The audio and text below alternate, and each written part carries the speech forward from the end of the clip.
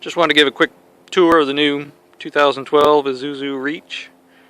A couple people have been asking questions about it, so I figured I'd give a little tour, a little video tour, and tell you what we like and what we don't like. Alright, let's take a look around.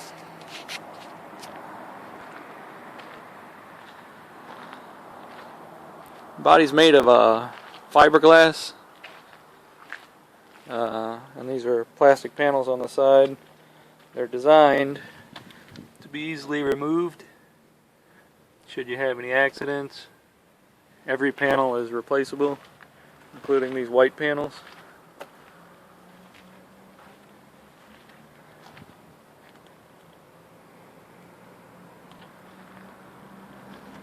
This is the diesel fluid injector panel, where you fill the diesel fluid that cleans the exhaust. We've got about 3,000 miles on this vehicle, and we've used about half. So looks like we'll probably get about 5,000-6,000 miles out of a tank, which a replacement is probably, I don't know, $10 for 2.5 gallons. So not too bad of an expense. This model has the roll-up door. It's a little stiff to open, but it's not too bad. It does come with you can get a swing door, I guess. Doesn't really matter to us because we use the side door most of the time.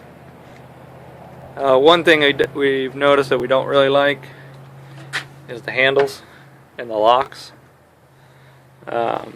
This one's not as bad as the side ones, but the side ones seem real cheap. And I can see having to replace those throughout its life. But these panels are all fiberglass,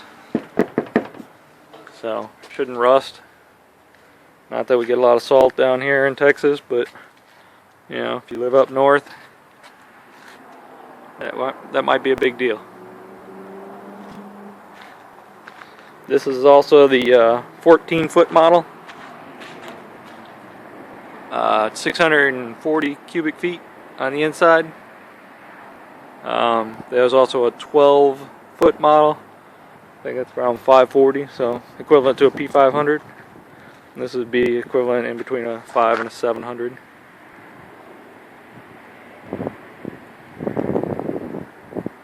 Everything is fiberglass up here, hood, side panels. So really won't ding, and I'm told the color is embedded into the plastic, so it's not really paint. It's so if it scratches, it's just going to scratch to white. So alright, let's take a look on the inside. Okay, coming into the inside here. Nice safety handle here. I guess it's alright, it's not a big deal.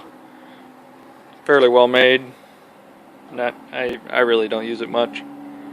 This is the windshield washer fluid right here. The only bad thing about that is it splashes out and gets the door a little dirty. Seat is super nice. It's very comfortable. It's adjustable. It's real bouncy.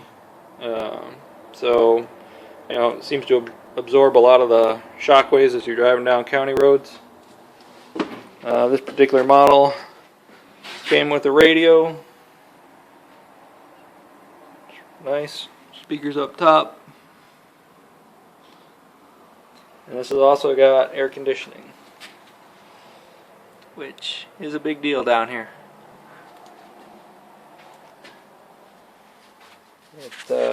Let's see. With that diesel exhaust fluid, it's got notifications on the inside, or on the dash, that tell you, if you can see here, that's our fuel economy. That's what his last trip averaged, 13.6. This is for the diesel particulate filter. Throughout your day, it'll go from low to high, and then it'll automatically spray the fluid, which you fill up on the side door, and it'll clean it out, and it'll smell real diesel-y. It'll smell like a diesel truck, but then after that you don't smell nothing. There's also a switch on the dash where you can manually clean it, but it does it automatically, so it's really not a big deal.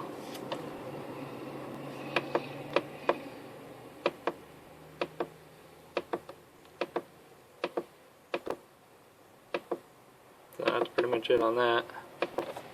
And we've got 3,800 miles on this one. Let me start it up.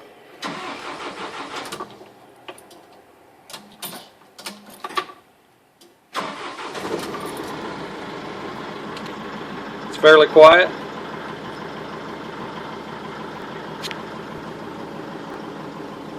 Might be hard to hear that, but it's not very loud at all in the cab.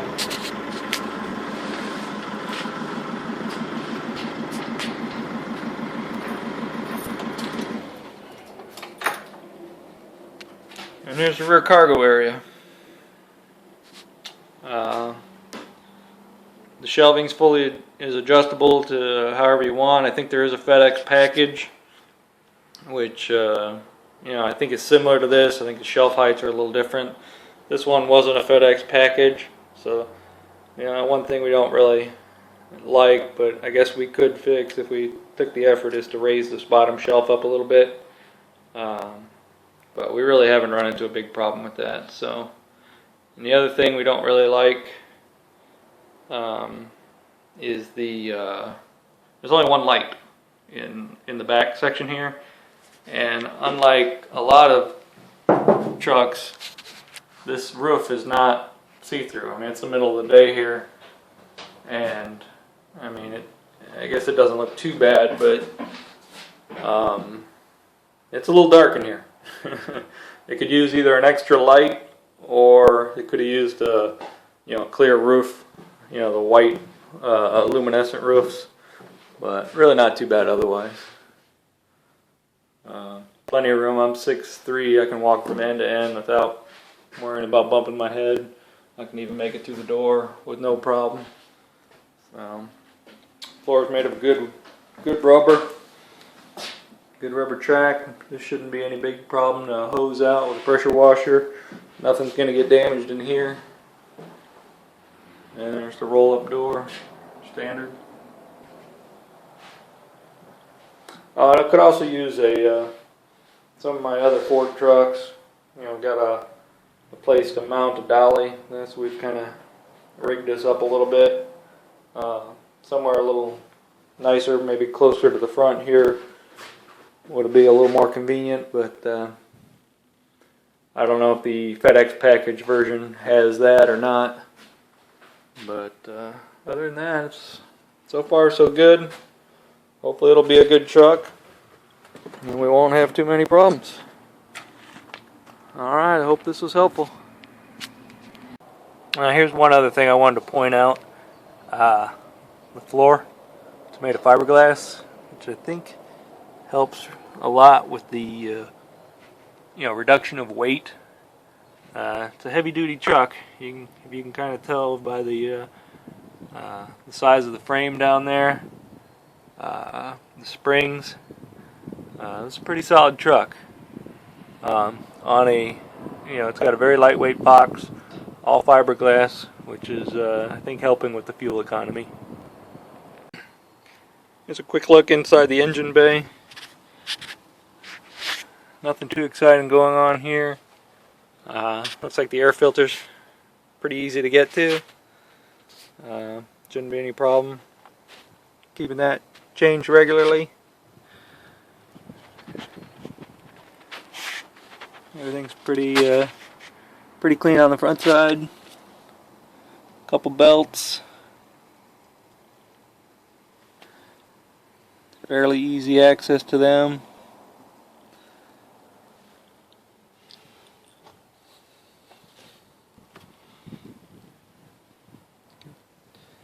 Easy access to brake fluid, power steering, radiator fluid. Got your fuse box here.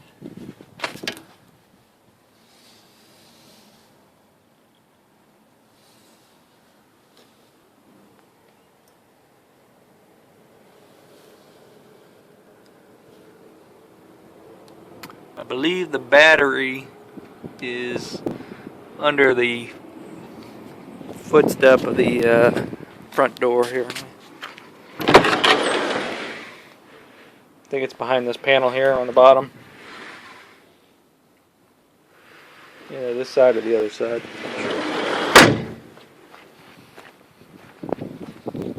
But